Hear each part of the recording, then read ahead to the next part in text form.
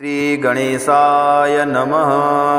अथ प्रदोषस्तोत्राष्टकम्। सत्यं ब्रवीमि परलोकहितं ब्रवीम, सारं ब्रवीम्युपनिषद्हृदयं ब्रवीमि। संसारमुल्बणमसारमवाप्य जन्तोः, सारोऽयमीश्वरपदाम्बुरुहस्य सेवा।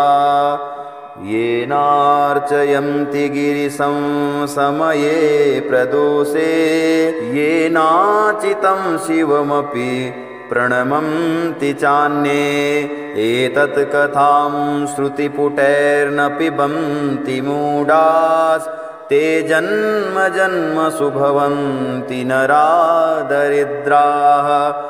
ये वै प्रदोषसमये परमेश्वरस्य कुर्वन्त्यनन्यमनसाङ्घ्रिसरोजपूजां, नित्यं प्रबद्धधनधान्यकलत्रपुत्र सौभाग्यसम्पदधिकास्त इहैव लोके। कैलाससेव भुवने त्रिजगत्निनीत्रीं, गौरीं निवेश्य कनकाचितरत्नपीठे। नृत्यं विधातुमभिवाञ्छति शूलपाणौ, देवाः प्रदोषसमये नु भजन्ति सर्वे। गन्धर्वयक्षपतगोरगसिद्धस्वाध्व, विद्याधरां रवसाप्सरसां गणश्च।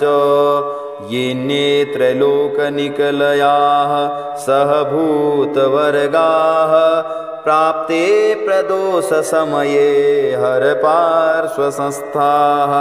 अतः प्रदोषे शिव एक एव, पूज्योऽथ नान्ये हरिपद्मजाद्याः। तस्मिन् महेशे विधिने ज्यमाने, सर्वे प्रसीदन्ति सुराधिनाथाः।